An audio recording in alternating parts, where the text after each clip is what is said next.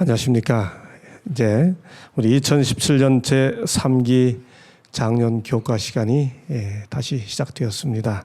우리 교우 여러분, 혹시 올해가 개신교회 역사에서 대단히 중요한 의미 있는 해입니다. 혹시 그 일이 무슨 일인지 아십니까? 우리 수석 장로님이신 우리 한준석 장로님께 여쭤볼까요? 아니면 이 분내에 가장 오래 계셨던 우리 정기선 장로님께 한번 여쭤볼까요? 우리 정 장로님 한번 대답해 보시죠. 성경 핵심 진리 중에 네. 하나인 그것을 깨닫고 네. 종교 개혁을 행한 마틴 루터 예, 맞습니다. 올해가 종교 개혁 500주년 되는 해죠. 예. 1517년 10월 31일 마틴 루터가 그야말로 이 95개조 항의문을 비텐베르크 교회 정문에 붙이면서부터 시작된 종교 개혁 500주년 기념되는 해입니다. 개신교회에서는요, 올해 바로 이 500주년 행사와 관련해서 대단한 행사를 준비하고 또 진행해 가고 있습니다. 보세요. 이런 마크도 만들고요. 이런 기념 뭐라 그럴까요? 이 광고도 만들고 1517년부터 2017년까지 종교개혁 500주년 기념 이렇게 곳곳에서 뿐만이 아닙니다. 우리 한국 교회에서도 작년에 종교개혁 500주년 기념 주화를 만들었습니다. 만들어가지고 이미 작년에 선착순 접수 시작했어요. 2016년에. 그래서 아마 지금은 사시고 싶어도 시간 다 지나갔을 겁니다. 보세요. 그래서 그 기독교 관련 잡지에서도 이달의 특집 종교개혁 500주년을 준비하며 또 특집 좌담 굉장합니다. 또 종교개혁 특집 다큐 500주년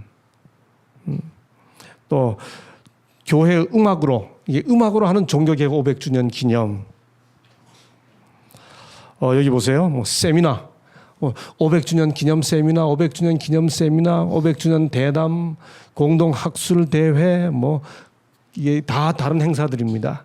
다른 행사들의 제목만 제가 이렇게 따왔죠. 우리 교회 재림교회에서도 500주년 기념 행사들이 있을까요? 예, 있습니다.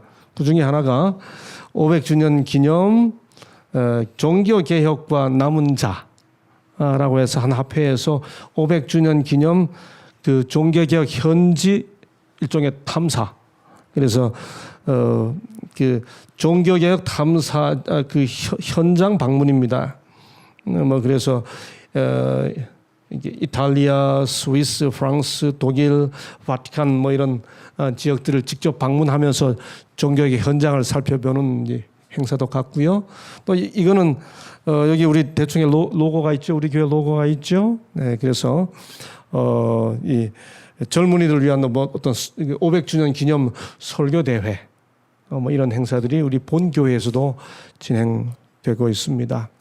그런데 종교개혁 500주년을 맞는 기념 행사 중에 재림교회가 하는 행사 중에 정말 의미 있는 행사가 하나 있습니다.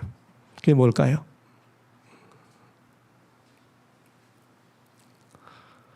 재림교회가 하고 있는 종교개혁 500주년 기념 행사 중에 정말 의미 있는 행사.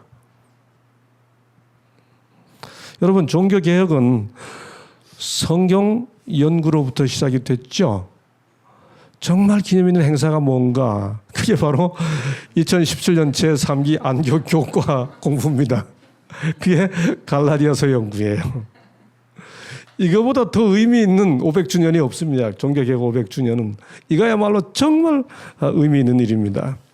그래서 우리 교회는 전 세계적으로 종교개혁 500주년 기념으로 2017년 제3기 안교 교과를 갈라디아서를 연구하기로 했습니다. 예, 이게 이제 영어판이에요. 사실 우리 교회는 갈라디아서 연구 그동안 이 안교 교과로 몇 번 했습니다. 제일 첫 번째가 1900년도에 했던 안교입니다. 여러분 1900년도 안교니까 참 그 시절답죠. 예, 1900년도에 나온 갈라디아서 여기 보면 갈라디아서하고 나오죠. 갈라디아서하고 나온. 그다음 이거는 1964년에 안교 교과 이 갈라디아서 공부했습니다. 그런데 가장 최근에 갈라디아서 연구 또 한 번 했습니다. 2011년에 했어요. 그래서 우리 교회는 1900년도에 1964년도에 2011년도에 갈라디아서에 그때는 책 제목 교과 제목도 똑같습니다. The Gospel in 갈라디아서, 갈라디아서의 복음 이렇게 했음에도 불구하고 올해 500주년을 기념해서 갈라디아서에서의 복음 하고 우리가 또 한 번 공부하는 겁니다. 여러분 그런데 갈라디아서를 연구하면 반드시 쌍을 이루어서 또 반드시 연구해야 하는 책이 한 권 있죠. 그게 무슨 책입니까? 네? 사도행전. 와, 근데 교회 수준은 이 정도입니다. 갈라디아서 연구하려면 사도행전 해야 된다. 맞아요. 제가 질문했던 의도는 그건 아닌데, 예, 예, 사도 바울의 서신을 연구하려면 반드시 사도행전 연구해야 됩니다. 그런데 그 주제에 있어서 종교 개혁과 관련시켜 갈라디아서를 연구하게 되면 반드시 연구해야 되는 또 다른 한 권의 책, 로마서입니다.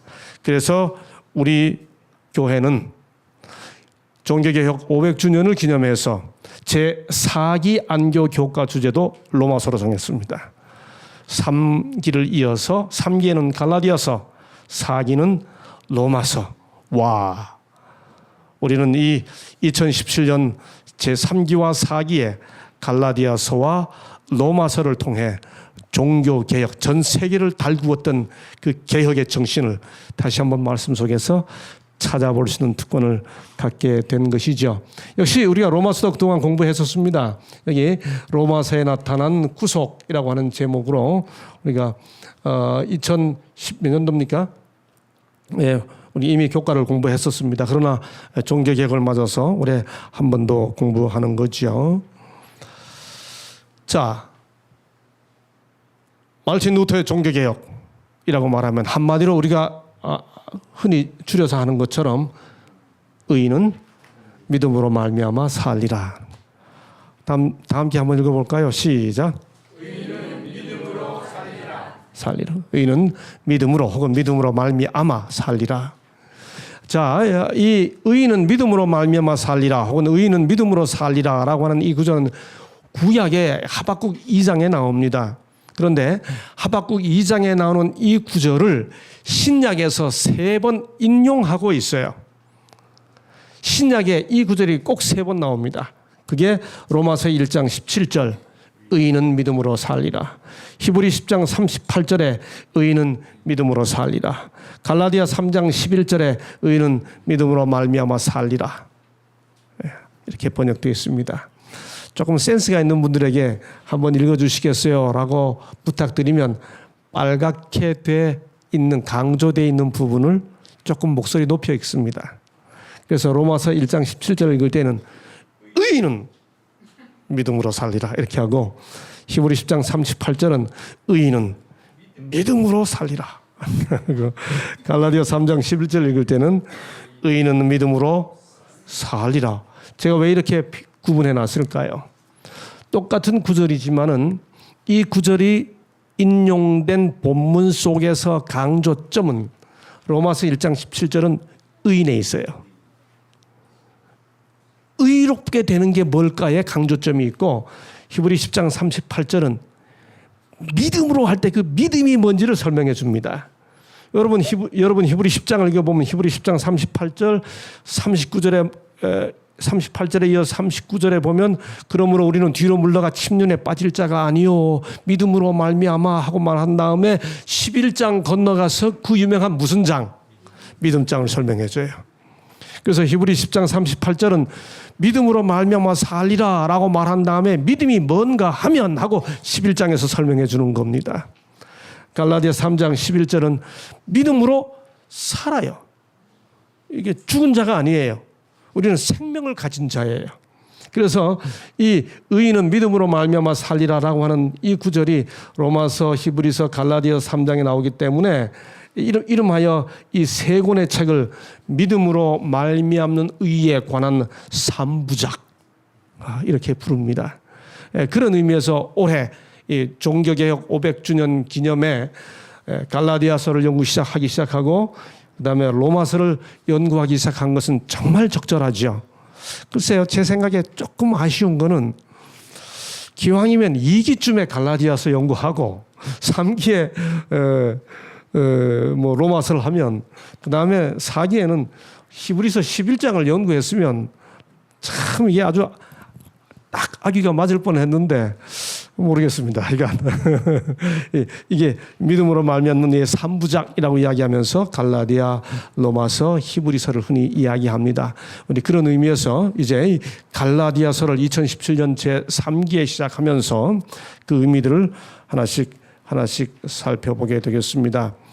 이번 교과의 저자는 갈라디아서를 우리에게 설명해 준 교과의 저자입니다. 갈라디아서의 저자가 아니고 갈라디아서를 쓴 바울이 쓴 갈라디아서를 우리에게 설명해 주는 교과를 저술한 저자는 칼 P 우리 교과책에는 코사 에르트 이렇게 번역해 놨는데 글쎄요, 이분에게 직접 물어보면 본인의 이름을 뭐라고 발음을 할지 코세르트 뭐 이렇게 발음할지 하다 이분입니다. 이분은 유니온 대학교 미국 네브라스카 링컨에 있는 유니온 대학교에서 신학을 전공했고 앤드루스 대학교에서 MD 신학 석사를 받았고 나사렛 신학대학원에서 신학 석사 학위 공부를 하나 더 하고 노스캐롤라인 대학교에서 신학 박사 학위를 받았습니다.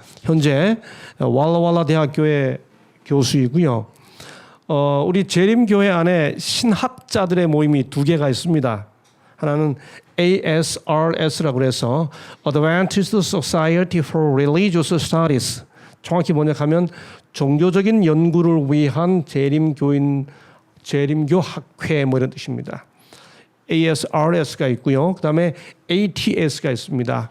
이번에 2014년까지 ASRS 회장을 했고 2016년부터 현재 ATS 회장입니다. 저보다는 한 7, 8년 젊은 분이신데 하여간 우리 재림교회 안에 미국에 있는 이 2개의 재림교회를 대표하는 신학회의 이 2개의 학회의 회장을 다 한 분은 이분이 처음입니다. 제가 알기로는. 이분은 신약이 전공이에요. 그래서 이 저서를 썼는데 보면 여기 지금 우리 교과 이 갈라디아서 이 안교 교과 저술이고요. 그 외에 뭐 앤드루스 스터디 바이블의 로마서, 고린도전후서, 갈라디아서 등등을 저술한 분이고 또 앤드루스 성경 주석이라고 있습니다. 거기 갈라디아서 주석을 쓰신 분이고 또 재림교회 국제 성경 주석이라고 하는 곳에서 뭐 디모데 전후서를 주석하시고 이렇게 해서 바울 서신 주석 전문가입니다. 제가 이게 교과를 미리 살펴보니까 우리 전 세계 교우님들을 위해 교과 잘 쓰셨어요. 그래서 이 교과를 우리가 잘 따라가면서 너무 현학적이고 이론적으로 막 이렇게 신학적 논쟁을 위해서 연구하기보다 정말 바울을 영감했던 그 성령의 지도를 따라 그다음 마르틴 루터를 영감했던 그 뜨거운 열정을 다시 한번 재현시키고자 하는 그런 마음으로 이 안교 교과를 따라서 갈라디아서를 연구하게 되면 아마 실제적인 연구를 할 수 있을 것 같다. 제가 이렇게 쭉 살펴보니까 그래서 정말 좋은 교과니까 우리 기대를 가지고 함께 이번 교과를 진행해 보았으면 좋겠습니다. 자, 교과 총론입니다. 총론에 보면 이런 표현이 있어요. 개신교는 반세기 전에 제가 주목하고 읽지 않았다면 그냥 넘어갔을 겁니다. 그런데 이게 우리 한국어 안교 교과 총론 첫 문장인데 잘못 번역된 것 같아요. 반세기 전이면 50년 전이잖아요. 50년 전이 아니고 500년 전인데 반세기 전에가 아니고 반천년 전에 이렇게 해야 되겠죠. 반천년 전에 로마서와 함께 갈라디아서에서 태동되었다고 할 수 있다. 마르틴 루터가 처음으로 믿음으로 말미암는 의라는 영광스러운 복음으로 감동을 받은 것은 갈라디아서를 읽었을 때였다. 그 위대한 진리가 종교개혁을 낳았고 수백 년 동안 지속되어 온 신학적 교회론적 오류로부터 만민을 해방시켰다. 그 책은 루터를 변화시켰고 세계는 다시 이전으로 돌아갈 수 없었다. 교과책 총론에 나오는 두 번째 문장부터입니다. 루터 이후 수백 년 뒤에 제7일 안식일 예수 재림교회에도 갈라디아서에게 빚을 지게 되었다. 이게 1888년을 기억해 주십시오. 1880년대와 90년대라고 그랬는데 1888년 재림교회 역사에서 너무너무 중요하죠. 외우기 쉬워요. 1888 미니애폴리스 대총회라고 그러죠. E.J. 웨거너, A.T. 존스라고 하는 두 사람에 의해 두 사람이 시도한 갈라디아서 연구를 통해 1880년대와 1890년대는 재림교회로 하여금 믿음으로 말미암는 의를 재발견하도록 해주었다. 예수님의 재림을 준비하는 이 재림운동 역사에서 1840년대에 재림운동이 시작되고 1880년대를 맞으면서 이 믿음으로 말미암는 의가 우리 재림교회 역사에 끼친 영향은 그 중요성을 아무리 강조해도 지나치지 않습니다. 갈라디아서의 무엇이 그 진리로 하여금 종교개혁의 뼈대가 되게 하였을까? 어떻게 그 기별이 마르틴 루터의 경우처럼 그토록 많은 사람의 마음을 감동시킬 수 있었을까?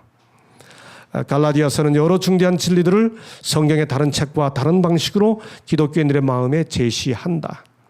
자유, 구원에서의 율법의 역할, 그리스도 안에서 우리의 상태, 성령의 인도함을 받는 삶의 본질 등 바울이 다양한 문제로 고민했던 서신이 바로 갈라디아서이다. 그 다음 함께 읽어보실까요? 시작. 그러나 그 어떤 문제보다 마르틴 루터를 종교개혁의 길에 들어서게 해서 다시 돌아오지 못하게 했던 것은 아마도 그 다음 조금 높여서 시작. 어떻게 죄인이 거룩하고 의로운 하나님 앞에서 의롭게 될 수 있는가라는 질문이었을 것이다. 예. 저자가 바로 이렇게 표현해 놓은 것은 우리도 갈라디아서를 루터의 정신으로 한번 읽어보자라고 하는 의도가 있겠죠. 우리가 하나님 앞에서 살아가면서 구원의 확신을 얻고 구원의 확신뿐만 아니라 구원의 기쁨을 누리면서 해방, 자유, 그런 믿음의 특권을 누리면서 살아가게 되는 것은 너무너무 중요하죠. 바로 그 복음을 갈라디아서에서 바울이 기록하고 있고 루터가 그 자유를 얻었고 오늘 500주년을 맞는 우리 재림 성도들이 다시 이 말씀과 함께 그 정신을 회복하게 되기를 소망하면서 이 갈라디아서 교과를 시작하는 것입니다.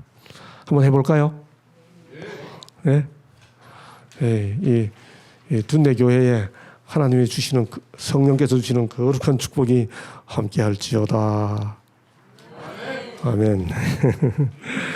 예. 자, 먼저 우리 갈라디아서를 연구하기 위해 갈라디아서는 어떻게 구성되어 있는지 잠시 살펴보도록 하겠습니다. 갈라디아서는 모두 6장입니다. 절수가 모두 몇 절인가 하면 150절에서 한 절을 뺀 149절입니다. 긴 책입니까? 여러분 성경 통독해 보시면 하루에 보통 몇 장 읽어요? 1년 성경 통독에 의하면 보통 뭐 보통 6장, 7장, 5장, 길 때는 5장 정도예요. 그러니까 6장 149절이라는 말은 하루에 읽을 수 있는 분량이다 그 말이죠. 그러니 저는 우리 함께 제가 저 자신에게 약속했는데요. 이번 13기 갈라디아서 연구하는 동안에 하루에 갈라디아서를 계속 읽자. 뭐 이건 좀 무리가 될 수 있으니까 13안식일 동안만 갈라디아서를 계속 통독하면 갈라디아서 몇 번 읽게 되는 거예요. 제가 오늘 아침에 들어보니까 아주 짧은 길지 않은 시간이에요. 네, 그래서 저는 제 나름대로 가지고 있는 계획이 13개 다른 역본으로 헬라어로 한번 읽어보고 영어로 뭐 이런 번역 저런 번역 우리 한글도 성경이 여러 역본이 있잖아요. 각기 다른 13개 역본으로 갈라디아서를 13번 읽어봐야 되겠다. 이게 제 나름대로 가지고 있는 목표입니다. 네, 여러분도 매 일주일마다 갈라디아서 연구할 때 갈라디아서를 한 번씩 다 한번 읽어보시면 이번에 큰 은혜가 있지 않을까 라는 생각이 듭니다. 한번 해보실까요? 하지 못할 일 약속하지 마시고요. 약속하셨으면 하셔야 됩니다. 자, 갈라디아서는 이렇게 크게 이렇게 나뉘어져 있어요. 1장 1절부터 10절까지는 서론이고요. 1장 11절부터 2장 14절까지는 바울이 나 사도야. 나 하나님께로부터 부여받은 사도권을 가지고 있는 사람이 하고 자신의 사도직에 대해서 옹호합니다. 그 다음 2장 15절부터 4장 31절까지 복음이 뭔지를 설명해 줍니다. 자기가 전한 복음에 대해 그 복음을 막 망가뜨리고 흐리는 다른 사람들이 들어온 것에 대해서 진짜 복음이 뭔지를 다시 설명하고요. 5장 1절부터 6장 10절까지는 이제 복음을 깨달았으니 이렇게 살자 하는 실제적인 권면을 줍니다. 그리고 마지막에 인사와 결론을 하죠. 이렇게 설명을 드려도 우리 교우님들이 이 구조가 지금 전혀 머리에 들어오지 않을 겁니다. 1장 10절부터 11절 이거 외우라 그래도 눈 깜짝하고 나면 다 잊어버리실 겁니다. 아주 간단히 외우죠. 이렇게 외우죠. 믿음으로 말미암는 의 혹은 이신득의냐 이신칭의냐 뭐 이렇게 가지고 또 신학자들은 뭐 이렇게 다퉈요. 하다 이신득의가 됐던 이신칭의가 됐던 하여간 믿음으로 말미암는 의를 좀 줄여서 쓰려고 제가 한자로 4글자로 썼습니다. 그래서 1장과 2장은 믿음으로 말미암는 의를 변호하고 3장과 4장은 믿음으로 말미암는 의를 설명하고 5장과 6장은 믿음으로 말미암는 의를 적용해서 어떻게 살자고 해줍니다. 이렇게 하면 6개 장 안 잊어버리시겠죠. 자, 1장과 2장은 뭐라고요? 3장과 4장은 5장과 6장은 적용하여서 이렇게 살자.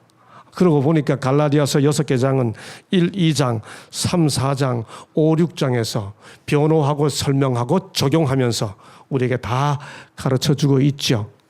이렇게 하면 구조가 머리에 금방 들어오십니까? 아주 선명해지셨죠? 거꾸로 이렇게 이해하시고 이걸 조금 더 세분해서 구조를 나누면 이렇게 될 수 있다 라고 이해해 주시면 되겠습니다. 자, 오늘은 전체 배경이고 서론이기 때문에 조금 시간이 걸릴 수 있습니다. 아직 제1과 들어가지 못했죠. 자, 우리 이번 기 교과 14개 교과가 보시는 것처럼 이렇게 진행되는데 제1과 오늘 과 제목을 보세요. 제목이 뭡니까? 이방인의 사도 바울입니다. 오늘 교과는 갈라디아서 한 구절도 읽지 않습니다. 오늘은 갈라디아서를 기록한 이가 누구예요? 바울입니다. 그래서 바울이 갈라디아서를 기록하게 된 배경과 그 갈라디아서를 기록한 사람의 그 개인 히스토리, 개인의 역사, 개인사를 압축해서 살펴보는 것이 됩니다.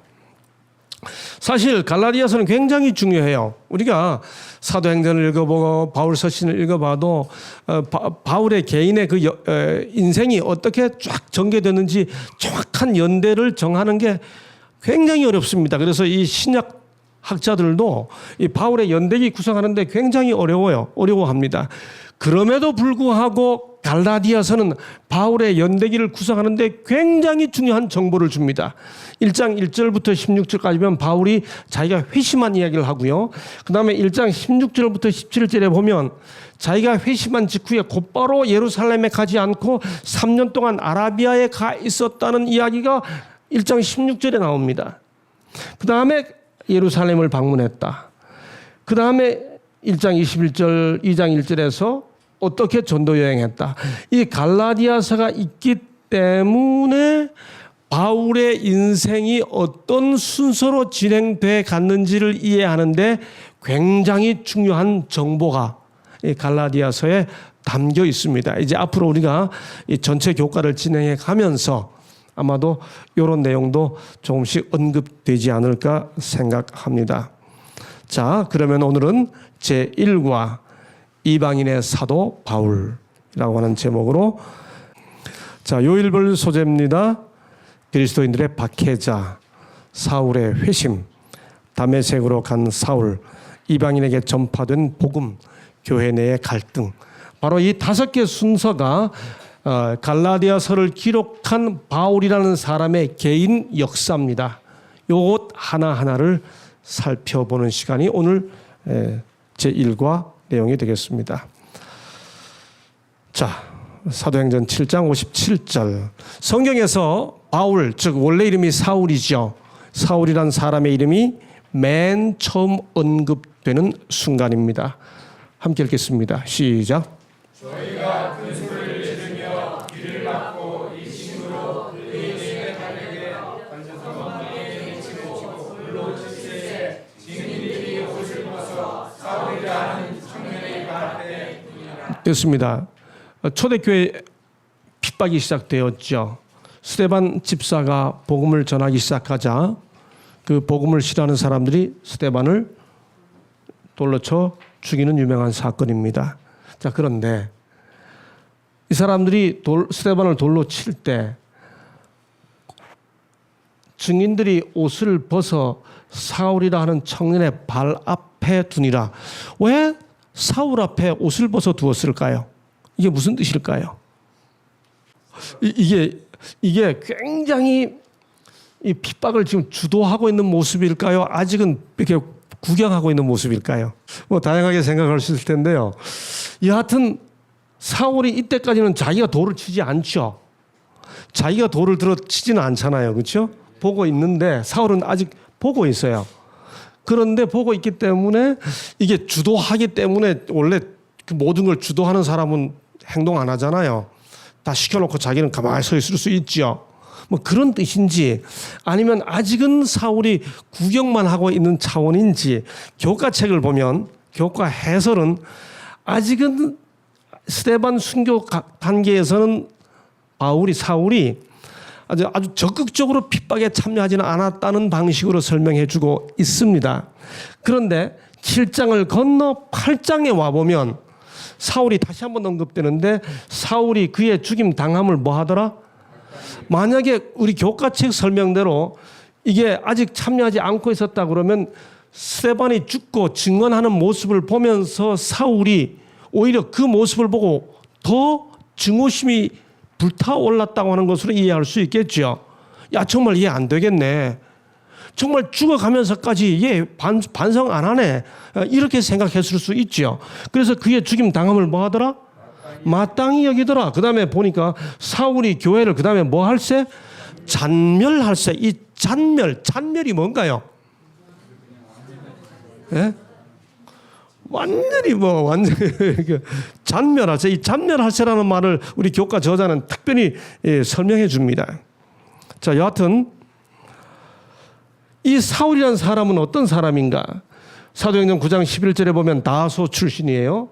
사도행전 22장 28절 29절에 보면 로마 시민권자입니다. 쉬운 말로 하면 유대인이면서도 당시 제국 전 세계를 지배하고 있던 로마의 시민권을 가진 자니까 민족적으로도 굉장히 선민의식이 높을 수 있고요. 아주 특권의식이 가질 수 있고 거기다 정치적 권한까지 다 가진 거죠. 빌립보 3장 3절에 보면 베냐민 집하고 가말리엘 문화에서 엄한 율법 교육을 받았다고 그러고요. 요즘 말로 하면 뭔가요? 한국으로 치면 뭐 지금은 그 성시 따지는 시대가 아닙니다만 이시 조선 시대로 말합시다. 이시 조선의 왕의 무슨 파에다가 서울 이 성균관에 뭐 무슨 교육을 받고 뭐 이런 식이죠. 히브리인 중에 히브리인이고 바리새인이라고 이렇게 말하고 있습니다. 이게 다소가 여기입니다. 현재 터키예요. 여기가 다소입니다. 다 로마의 지역이었죠. 거기다 바리새인 출신입니다. 그러니 이런 사울 입장에서 봤을 때는 그의 지성을 동원하거나 그의 정치적 관점으로 보거나 그의 어떤 종교적 관심사로 봤을 때 스데반이 하고 있는 모습은 죽어 마땅하다는 생각이 든 감정적으로 지성적으로 정서적으로 이 사울이 아주 상처를 받을 만큼 분노, 의분을 느낄 만큼 이제 그런 상태가 된 거죠.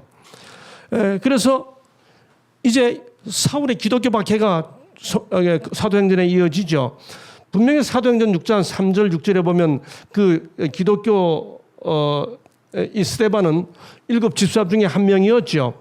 그래서 사도행전 7장을 보게 되면 박해하는 대상은 기독교인이었는데 8장으로 건너가면 그 사람 개인이 아니고 교회를 핍박하죠. 네, 이런 식이죠. 둔내 교회에 있는 어느 교인이 싫어지면 둔내 교회 누가 싫다 이렇게 안 하고 뭐라고 말해요? 둔내 교회가 문제야 이렇게 하죠. 이렇게. 스데반 집사가 증언했는데 교회를 핍박합니다. 그 박해 이유가 뭔가요? 사도행전 6장 13절에 보면 이 사람이 이 거룩한 곳, 성전입니다. 거룩한 곳과 율법을 거스려 말하기를 스데반 보고 하는 말이에요. 그러니까 유대인들 눈에 보기에는 스데반이 뭐와 뭐를 어겨요? 성전을 무시하고 율법을 거스릅니다. 무슨 분노가 이게 무슨 분노예요? 의분이 막 일어나는 그런 상황이 있죠. 왜 박해했어요? 사도행적 101쪽에는 박해했던 바울의 동기를 이렇게 설명합니다. 스데반의 신문과 죽음의 광경에서 사울은 광적인 열성을 가진 것처럼 보였다. 그 후에 사울은 스데반이 사람들에게 수치를 당하면서도 하나님께로부터 영광을 받고 있다는 확신이 들자 뭘 느꼈다? 어떻게 이런 사람이? 사울은 계속 하나님의 교회를 핍박하여 교인들을 박해하고 그들의 집에서 잡아다가 투옥하고 죽이도록 제사장들과 관원들에게 넘겨주었다. 이렇게 두 번째 날로 넘어가는데 두 번째 날에서 월요일 소지에서 사울의 회심에서 박해의 정도를 좀 더 설명해 줍니다. 그 순서를 가만히 보면 사도행전 7장 58절에 보면 발 앞에 두니라 사울이 직접 박해하지는 않죠. 우리 교과 저자는 이것을 아직까지는 직접 박해에 참여하지 않았다는 방식으로 설명합니다. 그런데 8장 3절에 가면 잔멸할세 그랬죠.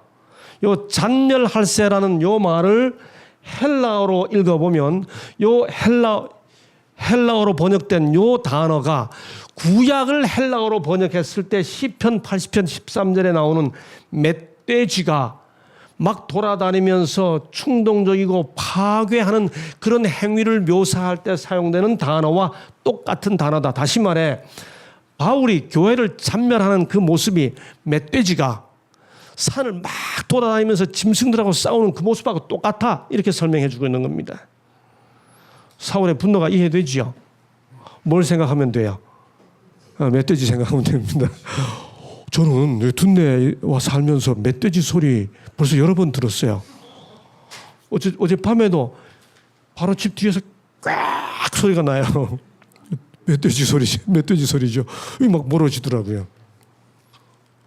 여러분도 들어보셨어요? 그렇죠? 그 다음에 사도행전 9장 1절에 보니까 사울이 주의 제자들을 대하여 위협과 살기가 뭐하여? 우리말 번역 참 잘했어요. 살기가 등등하여. 이게 사울의 모습입니다. 그 다음에 사도행전 9장 13절에 보면 아나니아가 말합니다. 바울 그 사람 주의 성도에게 적지 않은 해를 끼친 사람인데요 주님. 그 사람한테 가라고요? 사도행전 9장 21절에 보면 교회도 그 사람은 어떤 사람이에요? 잔해하던 자. 그다음에 여기 보면 내가 사람을 죽이기까지 하고 결박하여 옥에 넘겼다고 스스로 말하고 있죠. 사울의 교회 핍박과 도심의 멧돼지 출현. 예, 이게 사도 사울의 회심 전 그 교회 핍박하던 모습은 막 사람을 끌고 가는 이 모습하고 우리 서울 도심에 멧돼지 출현하는 것하고 연결시켜서 생각하시면 사울이 원래 어떤 사람이었는지 이미지가 연상될 수 있죠. 이런 사람이었습니다.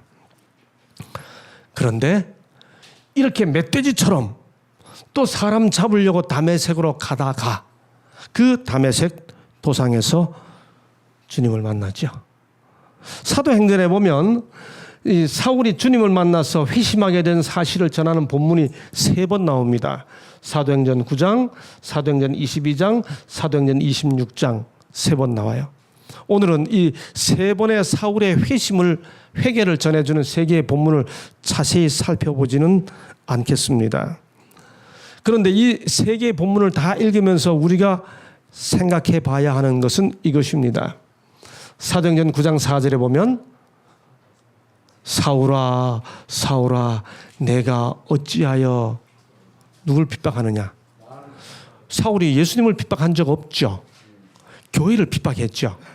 근데 주님은 누굴 핍박하느냐 그랬어요. 왜 교회를 핍박하느냐라고 말하지 않고 누굴 핍박하느냐. 교회와 당신을 일치시키고 있죠. 그 이야기를 하면서 22장 7절에서 바울은 다시 한번 내가 그때 주님이 나타나셔서 사울아 사울아 내가 왜 나를 핍박하느냐 했다고 9장 이야기를 또 한번 반복합니다. 그 다음에 26장에서 다시 한번 또 그때 사도행전 9장 이야기를 하는데 26장에서는 9장과 22장에 없던 문장이 하나 들어가 있습니다. 그게 뭔가 사울아 사울아 내가 어찌하여 나를 핍박하느냐 한 다음에 9장에도 없고 22장에도 없던 이야기 하나가 들어가 있는데 그게 뭔가 가시채를 뒷발질하기가 내게 고생이니라 이런 말이 들어가 있어요. 뭐라고요? 읽어보세요. 주님이 그때 나타나셔서 자기에게 이렇게 말했다는 거예요. 여러분 주님이 다메섹 도상에서 사울에게 나타나셔가지고 사울아 사울아 내가 어찌하여 나를 핍박하느냐라고 말씀하신 거 다 알고 계셨죠. 그런데 이렇게 무슨 말인지 모르겠는 어려운 말 하셨다는 거 잘 모르셨죠. 이게 무슨 뜻일까요? 김구순 집사님, 이 말이 무슨 뜻인 것 같습니까? 가시채를 뒷발질하기가 내게 고생이니라. 뭐 감 잡히는 거 없으세요? 이 말이 되게 어렵죠. 우리 농사 지시는 분 안 계신가요? 옛날 소몰이 해보신 분. 이렇게 쟁기 소 이렇게 뒤에서 하면서 이렇게 해보신 분 안 계세요? 우리 조집사님 안 해보셨나요? 안 해보셨어요? 예. 소몰이 해보셨어요? 우리 김집사님은 안 해보셨어요? 저는 구경은 했어요, 옛날에. 이게 뭔가 하면, 보세요. 요 가시채가 뭔가 하면, 소가 밭을 이렇게 갈다가, 소가 밭 갈기를 안 하려고 그러면, 소로 하여금 계속 가게 하기 위해 소를 이제 치는데, 그 가시를 이렇게 붙여놓은 쇠막대기예요. 그러니까 소가 말 안 들을 때 말 듣게 하기 위해서 이렇게 치는 게 가시채입니다. 그 로마 시대 때 바울이 회심했던 바로 그 시대 로마 시대 때 가시채 그림이에요. 보이시나요? 잘 안 보이세요? 소가 있고 로마 병사 같은 사람이 이게 막대기에다가 가시채를 넣고 가시채를 이렇게 칩니다. 이게 무슨 말인가 하면 가시채를 뒷발질하기가 그 말이 뭔가 하면 이게 굉장한 말이에요, 여러분. 이 표현은 우리 주님께서 사울이 하도 엉뚱한 짓을 하기 때문에 사울도 정신 차려 하고 가시채를 사용해 오셨다는 뜻이에요. 근데 소들이 그렇게 가시채를 때리면 그 가시채를 안 들으려고 뒷발질 해가면서 소들이 그걸 안 받아들여요. 그러니까 사울에게 사울아 사울아 내가 어찌하여 나를 핍박하느냐, 가시채를 뒷발질하기가 내게 고생이니라. 이 말은 뭔가 아주 쉬운 말로 하면 너 내 말 안 듣느라고 참 얼마나 힘드냐 그 말입니다. 이거 굉장한 의미입니다. 이게 무슨 뜻인가 하면 다시 말해 하나님께서 우리 성령께서 지금까지 사울을 계속해서 설득해 오셨다는 뜻이에요. 어느 날 갑자기 확 나타나가지고 너 내 말 들어 하고 빛으로 나타나셨다는 뜻이 아니고, 그때 나타나셔가지고 너 내 말 안 듣고 뒷발질을 하느라고 참 힘들지. 지금까지 성령께서 그를 설득해 오신 것의 끝에 바울이 이때 이 빛 앞에서 마침내 더 이상 뒷발질 하기를 포기하고 주님 앞에 굴복했다고 하는 사실을 나타내 주는 거죠. 사울이 하나님의 인도하심을 거역하고 있었고, 거꾸로 하나님은 사울을 끊임없이 인도해 오셨다고 하는 사실을 은유로, 하나의 비유로 나타내 주는 말씀. 주님은 그 순간 다메섹 도상에서 나타나셔가지고 사울에게 내가 지금까지 너에게 성령의 감화를 끼쳐왔는데 그거 거절해왔지? 라고 물으시면서 그를 회개로 이끌고 계신 겁니다. 주님께서 그렇게 바울에게 은혜를 베풀어 오신 거죠. 이 사실을 사도행적 115쪽은 이렇게 설명합니다. 진실의 눈뜨다. 정의와 의무에 대해 가졌던 그의 확신은 모두 제사장들과 관원들에 대한 맹신에 크게 기초되어 있었음을 알았다. 그들이 부활의 이야기는 제자들이 교묘히 날조한 것이라고 그에게 말했을 때에 사울은 그들의 말을 믿었다. 그런데 예수께서 지금 친히 나타나 서 계셨으므로 사울은 제자들의 주장이 진실함을 확신하게 되었다. 와, 내가 잘못 믿었구나. 드디어 주님이 정말 부활했다고 하는 사실을 그 순간 알게 된 거죠.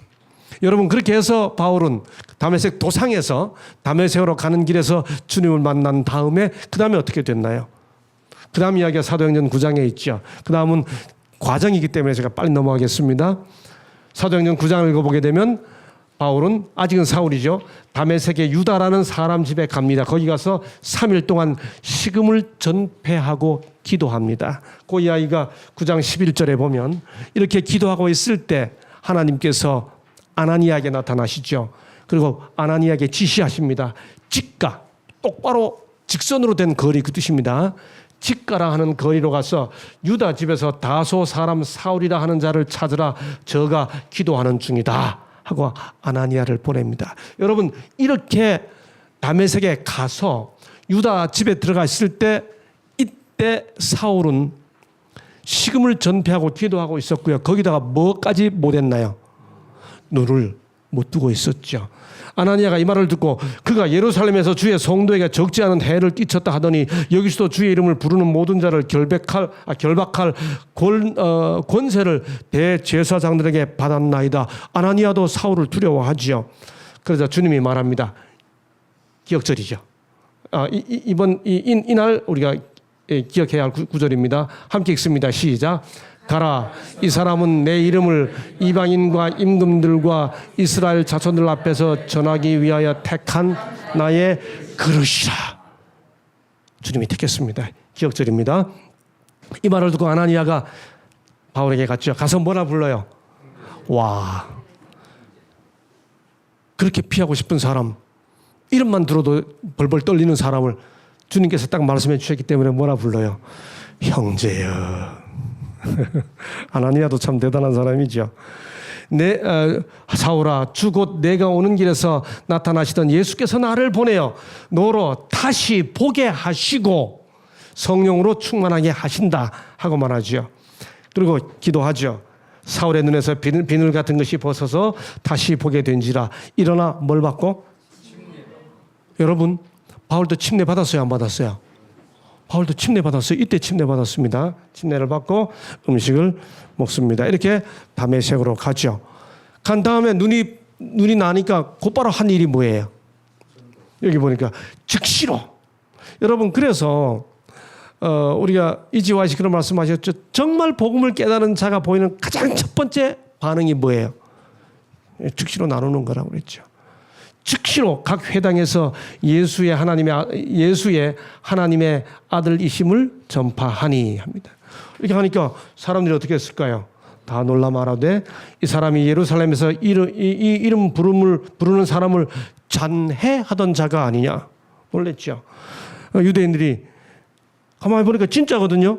여러 날이 지나면 유대인들이 사울을 뭐 하려고 그래요?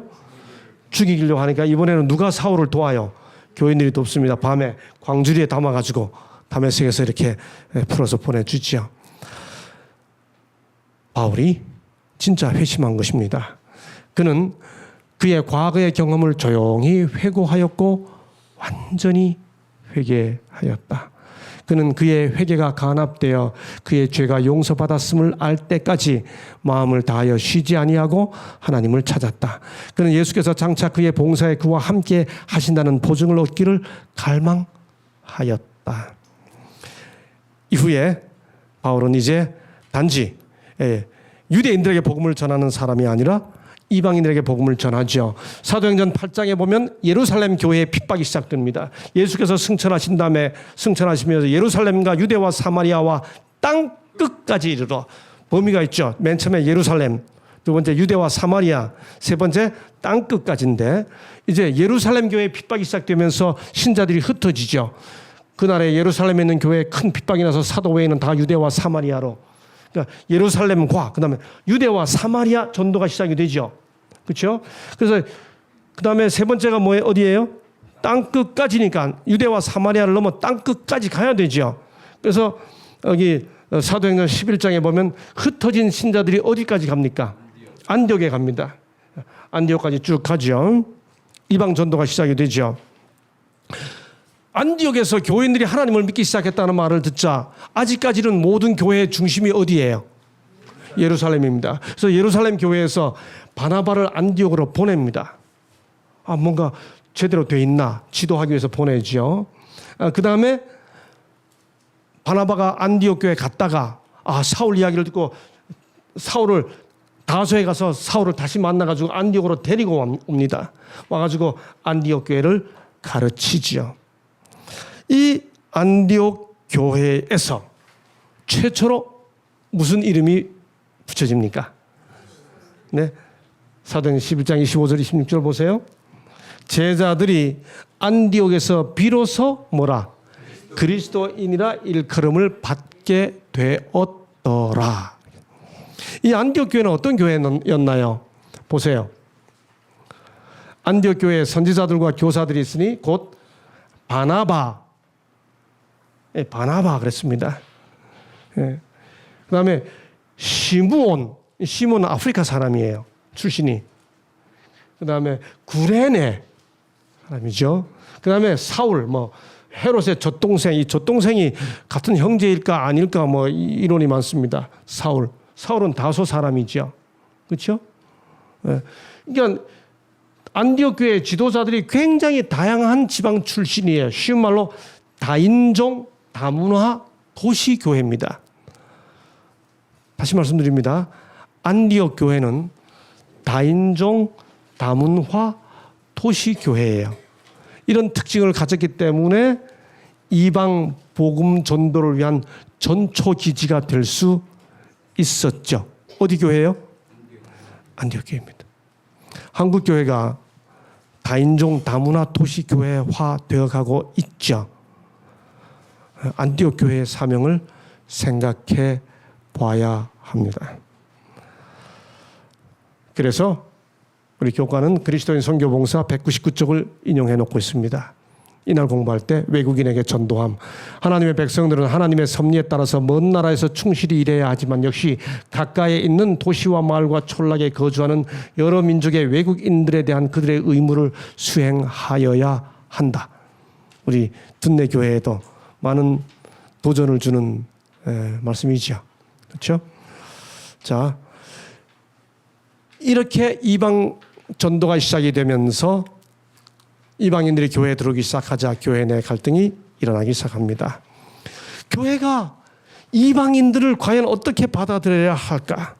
여러분, 예루살렘 중심의 교회는 다 유대인들이에요. 그런데 바울에 의해 이방 전도가 막 시작되면서 헬라인도 다양한 인종 사람들이 막 교회에 들어오기 시작하니까 교회가 이 사람들을 어떻게 받아들여야 할까 하는 겁니다.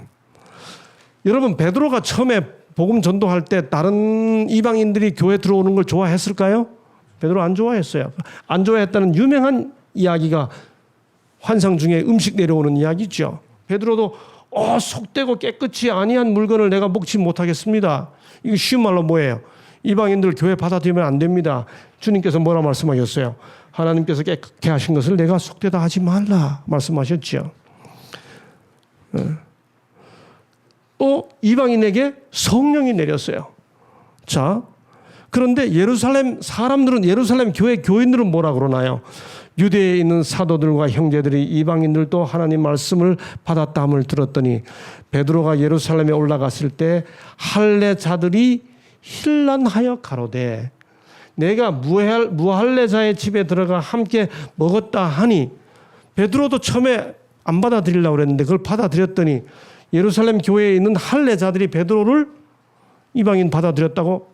또 도대체 말이야, 기준도 없고 표준도 없고 말이야, 원칙도 없어. 이제 이렇게 이제 베드로를 비난했습니다. 사실 안디옥 교회도 그리스도인들이 생겼을 때 예루살렘 교회가 바나바를 파송한 것도 관찰하기 위한 것이었죠. 제대로 하고 있나. 그러다가 바울의 본격적인 이방 전도가 시작이 됩니다. 사도행전 13장에서 땅끝 전도가 시작이 되죠. 바울과 바나바가 전도를 시작하지 않습니까? 그러자 막 문제가 생기죠. 이 구절을 함께 보십시다. 어떤 사람들이 바울의 선교지로 내려왔습니다. 유대로부터 내려와서 형제들을 가르치되 너희가 모세의 법대로 할례를 받지 아니하면 능히 구원을 얻지 못하리라 하고 가르치기 시작했습니다. 막 문제가 생겼어요. 그러니까 교인들이 바울과 바나바를 예루살렘에 있는 사도와 장로들에게 보내서 뭔가 확실한 답을 좀 얻어가지고 오게 하자 하고 보냅니다. 예루살렘에 이르죠.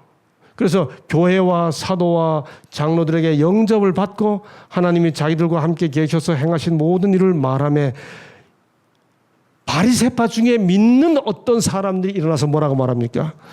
이방인에게 할례 주고 모세의 율법을 지키라 명하는 것이 마땅하다 하니라. 하나님 믿음, 이 사람들은 믿는 사람들이에요, 여러분. 바리새파 중에 믿는 어떤 사람들이 이방인에게도 모세의 율법을 주고 할례 주고 모세의 율법을 지키라 명하는 것이 마땅하다고 주장합니다. 이때 베드로가 일어나죠. 베드로가 일어나서 말합니다. 쫙 말하면서 여러분 그 이방인들 힘들게 하지 말라고 말이죠. 그다음 잘 마지막 끝에 하는 말 잘 보세요. 우리가 저희와 동일하게, 여러분 저는 이 말에서 은혜를 받아요. 베드로가 마지막 한 말이 저희도 우리처럼 동일하게가 아니에요. 우리가 저희와 동일하게. 베드로가 이렇게 말합니다. 저 사람들이 구원받은 방식대로 우리도 구원받아. 이렇게 말해요. 와, 베드로의 이 표현이 우리가 저희와 동일하게 주 예수의 은혜로 구원받는 줄을 믿노라 하고 딱 정리하죠. 여러분, 그런데 이 논쟁은 루터가 종교개혁을 일으킬 때도 역사적으로 존재하고 있었고 1888년 재림교회에 믿음으로 말미암는 의의 기별이 전파될 때도 있었고, 그리고 지금도 여전히 이 논쟁은 이어지고 있습니다. 베드로가 이렇게 말했으면 이야기가 다 끝났을까요? 베드로가 이렇게 정리한 다음에 다시는 이 문제가 되지 않았을까요? 총회가 끝난 다음 7년이 지났습니다. 바울이 마지막으로 예루살렘을 방문했습니다. 예루살렘에 이르니 형제들이 우리를 기꺼이 영접하거늘 그 이튿날 바울이 하나님이 자기의 봉사로 말미암아 이방 가운데서 하신 일을 낱낱이 고하니 저희가 듣고 하나님께 영광을 돌리고 바울들에게 이르되 형제여 그대도 보는 바에 유대인 중에 믿는 자 수만 명이 있으니 다 율법에 열심히 있는 자라. 내가 이방에 있는 모든 유대인들을 가르치되 모세를 배반하고 이들 아들들에게 할례를 하지 말고 또 규모를 지키지 말라 한다 함을 저희가 들었도다. 아직도 바울이 세계 다니면서 모세를 배신하고 배반하고 율법 배신자로 바울이 불려지고 있다는 거죠. 자식들에게 할례 안 주고 있다고 말하는 거죠. 더군다나 그때 아시아로부터 온 유대인들이 바울을 만났습니다. 그리고 바울을 보자 거기 다른 사람들에게 뭐라고 말하는가 하면 이스라엘 사람들아 도우라 한 다음에 뭐라고 말하는가? 이 사람은 바울 보고 하는 말입니다. 이 사람은 각 처에서 우리 백성과 율법과 이것을 회방하여 모든 사람을 그르치는 바로 그 사람이야. 바울 보고 이렇게 말하는 겁니다. 베드로가 정리를 하고 난 다음에도 여전히 베드로의 말을 그 영향력 있는 이 베드로의 정리에도 불구하고 여전히 이런 흐름들이 남아 있죠. 우리는 어떻게 생각하고 있습니까? 믿음으로 구원받는다라고 말할 때 우리의 머릿속에 어떤 생각이 남아 있습니까? 바울이 갈라디아서를 기록하게 된 것은 바로 이런 긴 배경 속에서 기록해 놓았습니다. 제사장과 랍비들은 그들이 잃어버린 것을 보충하기 위하여 그들 자신이 여러 규정을 만들어 냈다. 이 규정들이 더욱 엄격하여질수록 하나님께 대한 사랑은 더욱 적게 나타났다. 그들은 자신들의 성결함을 의식에 다 과로 측정하였으나 마음은 자만과 위선으로 가득 차 있었다.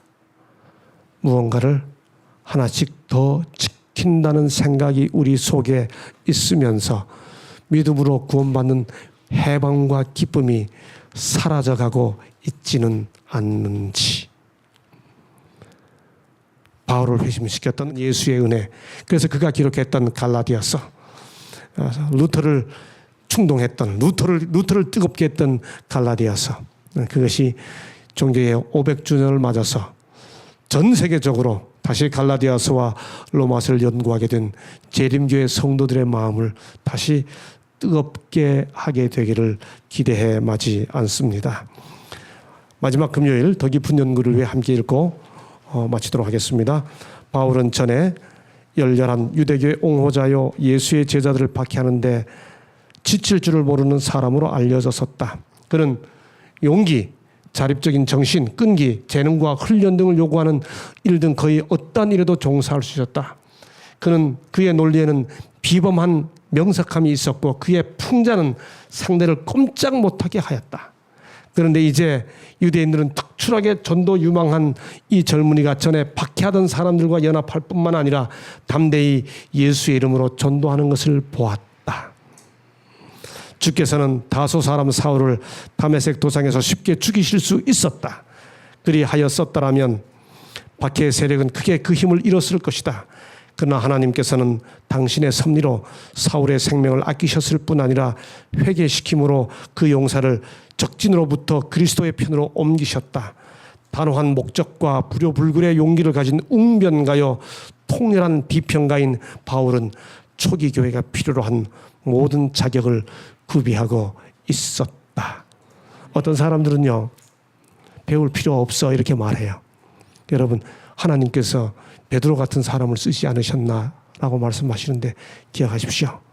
주님은 베드로 같은 사람을 쓰시기도 하셨지만 사울 같은 사람을 변화시키셔서 가시채로 뒷발질해 오던 사울을 끝내 변화시키셔서 13권 혹은 14권의 신약 성경을 기록하게 하는 당신의 종으로 쓰셨습니다. 갈라디아서는 바울이 회심했기 때문에 그 유려한 문장으로 오늘 우리들에게 주어져 있는 것이죠. 사울의 경험이 이번 기 우리들의 경험이 되도록 기도하면서 함께 말씀을 연구해 나가도록 하십시다.